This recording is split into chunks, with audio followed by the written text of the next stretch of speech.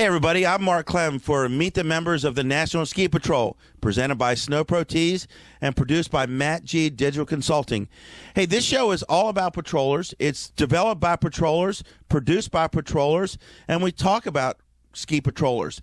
Today, something a little different. We're off the snow.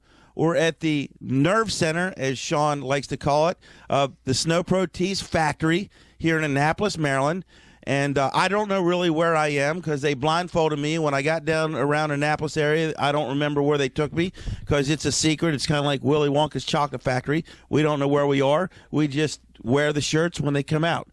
Sean, just talk about making shirts and how you developed, how you took your passion for ski patrolling into the T-shirt making business and how you translate that back and get on snow every once in a while. Yeah, no kidding. It's good to see you, Mark. Hey, it's all good. Yeah. So anyhow, when you and I started, neither one of us had gray hair, back when we first started. So I was taking a trip to Florida at the end of the ski season, and being a paid ski patroller, I had about $20 in my pocket after 3 months' work. So what we had to do was come up with an idea.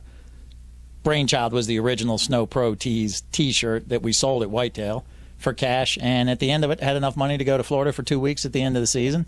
And when I came back, I guess I had enough money. Asked the lovely Denise to marry me as soon as I got back. So how about that? That's pretty good. And Sean, the original SnowPro Tees T-shirt had a unique design. It was so simple. It was cool. Just talk about what it said and how you dreamed that up. So what the idea is, anybody who is a patroller, and if you're watching this, you probably understand this. It's a lot of work. It's a lot of time. If you're a paid patroller, you don't end up with a lot of money. So the first design, we just put "Will Ski for Food" on the back of it, because when it comes down to it, and the younger people know this too, all of our money went back into stopping out at McKinstry's for a couple of drinks on the way home or whatever. And it's not why people come to do ski patrolling. You're not going to, if you could make a living at it, it would be the best job in the world. You know what I mean? I remember one time, not to go off on a tangent, but the Blue Plate Special was really good that day, and neither one of us had any lunch money, and Sean goes, well, I have 5 shirts. We can eat here in a little bit. That's right. So we went around and sold 5 shirts, and I think we profited like, let me see, $20. And with our employee discount, that was enough for us both to have lunch.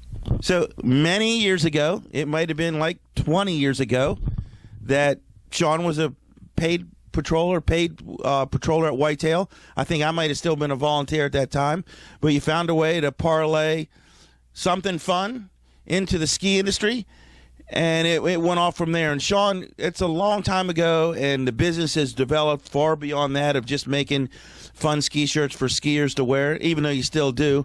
Just talk about how the company has grown and what you're into. I see there's some medical T-shirts over here you have just made. So talk about where you are right now and what you can do for those people out there watching. Well, what we're doing is, originally we were just a middleman. We'd get the order, 6 dozen T-shirts at a time, and then because we were getting a discount on the wholesale thing, then we could mark them up a little bit, still make them affordable to patrollers, ski instructors, anybody that works at a mountain. But over the last 2 years, we've actually got our own process for making our own shirts in-house. That's letting us cut our costs even more. My parents are heavily involved in this. They're both retirees, avid skiers. They actually got me started skiing when I was 5 years old. Wait a minute, is Big Dave running the camera and Miss Pat's making sure Dave runs it right? Yeah, Big Dave is running the camera, and she's supervising Big Dave running the camera. I thought she was supervising actually what you were going to say to say the company line. No, that comes. See, if you don't say the right things during this interview, neither one of us is going to get fed by Miss Pat. That or we won't have a show and we'll have to do one next week. Right, exactly. Which would be okay because it's a free meal either way you look at it. So Mom and Dad are involved with it. It's great, something we did with them. Dad actually was on the mountain safety team at Whitetail for half a dozen years. Mom is the one that kind of keeps everybody in line. Like, none of us are going to starve when we go skiing. She's an avid skier. They started me when I was 5 years old. So anyhow, getting back to the original subject, so SnowPro Tees, what we decided to do when you and I first started, you actually helped me out with selling the shirts when we first started in 1992. Wow, that's a long time ago. Yeah, it really is. More than 20 years, I think. Neither one of us. Well, I had Michael, my son, but you didn't have any. Neither one of us was married at the time. So, wow. So anyhow, what we still try and keep in mind is that there's a limited budget for anybody who's patrolling.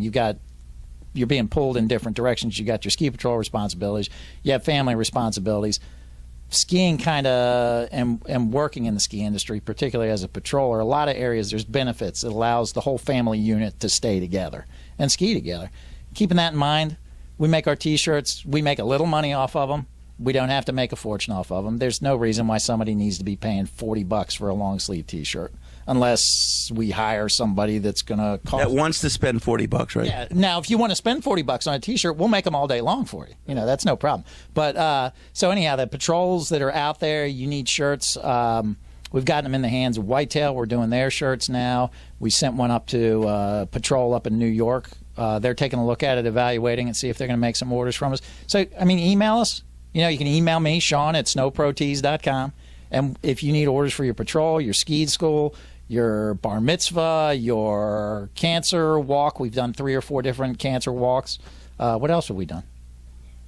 Oh, Hemlock Canoe Works in New York. We did a bunch of shirts for them. University of Maryland, I think, is right over here. University of Maryland Medical Laboratory Scientists. So it's the University of Maryland in Baltimore. We're doing shirts for their med lab. So small orders. We're not going to kill you on setup charges. I know, I sound like a commercial. This is pretty good, huh? Again, a lot of fun. We had a lot of fun patrolling when we used to ski 5-6 days a week. Yeah. And there's interesting things that happened to you over the years patrolling. Just talk about you had a little injury to your ankle, and I didn't believe you, and threw the splint out the window and said, "Split your own leg." Yeah, actually, it was in 1994, 5. It was 1995. It was 1995, and had an incident where I actually broke my fibula, and didn't believe me. So the first thing that happened was Mark threw the splint out the window and told me if I was really hurt to splint myself. And then Bob's That's bedside manner there, right there. It is. There's a reason why we got best customer service years in a row. Bob Small, remember Bob? Bob and Brent Bankson, I think he was in on it. Yeah, Brent Bankson was. Hey, Brent, I know you watch out there. You were in on it. You were the one. And anyhow, Bob took me down to the first aid clinic. But he didn't think I was hurt, so he didn't make for a smooth ride. He just tucked it and went. And then somebody told me I had to wear my jacket inside out so they wouldn't know I was a patroller. John Maggie, does he watch the show? Actually, we're going to be heading down there to Snowshoe next week. So, John, you're watching the show, and we've tried to keep it from you. Yeah, so John told me he would take me to the hospital, but first he had to stop by Robert's Oxygen and pick up some O2 tanks, which was in the back of an industrial park, driving through the rough road and everything. Anyhow, when we finally got to the hospital, it turned out I'd broken my fibula. And I don't think that would have made any difference, really. Now, folks, you don't even believe it. That was a lot of fun. I mean, it might have hurt a little bit, but we had a lot of fun. It was fun for me. It was fun for Brent and all the guys out there. If you want to have a lot of fun, reminiscing 25 years from now about how much fun you've had being a member of the National Ski Patrol, hey, all you got to do is give a shout out to your local mountain. If you're skiing that day, find somebody in a patrol jacket, say, hey, how do I get started? If you can't find anyone there to contact because it's Deep Powder Day and there is no friends on Powder Days, right? Just log on to www.nsp.org, and the folks out at the national office in Lakewood, Colorado will gladly point you in the right direction. And let's go back from the beginning. Sean, I wanted to be a patroller, and Fitz pointed me in the right direction, Don Fitzgerald, and you were the one who was teaching me how to be a patroller. Who pushed you? How'd you get involved? I actually, when Whitetail first opened, I actually went up there because there was a small shop in Laurel, Maryland called Snow Country. Do you remember that? When it was still open? Yeah. Okay. So anyhow, they were Whitetail was doing a lot of promotions that year where it was buy one lift ticket and get a free lift ticket. So my girlfriend at the time, now my wife of 21, 22 years, we would go up and go skiing, and I said, you know what, I should just talk to somebody. So I went over to, I think it was Steve Neal and John Bolton. We're actually skiing together. And Hey, John probably said, get out of here, kid. Yeah, well, I think that they said that, we're all full up on volunteers, and because I was 21, 22 years old, I said, well, I don't want to volunteer. I want to work full-time. And so they gave me a ski test that day and enrolled me in at the time, the WEC class, right? Right. And then I guess the next year I moved up to Mercersburg, not knowing a soul, and started working at Whitetail. Wait a minute. If you could catch up with Bulletin on skis, he must have been impressed. That's why he let you in. He's a fast dude. Yeah, well, he came from Keystone, right? He came from Keystone, but I think he lived in Annapolis, but he skied unbelievable. He was working at, Pete's Cycle. Pete's Cycle, yeah, he still is. He's still there? Yeah. Okay, I have to swing by there. So that's how I got involved. Hey. And way back in the day, No, we didn't have any family. We didn't have any responsibility. But, the recurring theme is all season long that this has been, the ski patrol is kind of a family affair. And your family was now heavily involved in coming up. My family comes up to the mountain whenever possible.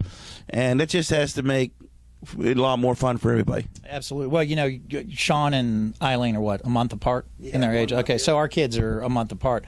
And Sean's excellent skier. He's very average, very average. Yeah, well, we can't give him to him. He's not going to watch this, right? Nah, you don't watch. So we can. He's a racer. Yeah, that's right. And then my youngest daughter wants to go into the medical field. She wants to actually take the ski test and be a patroller somewhere. So it's an extension. Also, the thing people think is that if you're going to be patrolling, it's going to absorb all this time, and it's not. There's going to be an initial startup, You got to put the time in to take the class and whatever. And if you got a family, if they can work together that first 3 months to a year, then you're all going to be together. When you got weekends to do, you're going to have your time where you got to be on duty. But when you're not on duty, you got time to ski. The benefits are great to being, and also you get being a volunteer. There's a certain amount of giving back to that, and it makes you feel and. There's parts of your life that it's going to prepare you for just by going through the process of becoming a ski patroller, where if there's an emergency anytime, you're going to be the person that's going to know what to do, as opposed to somebody that's just sitting there saying, call somebody. Well, you're going to be the person, So you might make a difference. Somebody's life, you and I both made differences in people's lives, A lot of fun. And again, if you're not a member of the National Ski Patrol and you want to become a member, it's real simple, guys. www.nsp.org. Probably right about here. It's right there. Friends for life. It'll become your family, and you have a lot of fun out there. We work hard, but we ski hard, and there's a lot of benefit from just what happens when we get out there on snow. And like what we like to always say, first on, last off. We get the fresh stuff, and we push you off the mountain. Lastly, Sean, let's talk about. You've got to make you feel good. You don't have to put a Band-Aid on somebody. You don't have to splint somebody's ankle.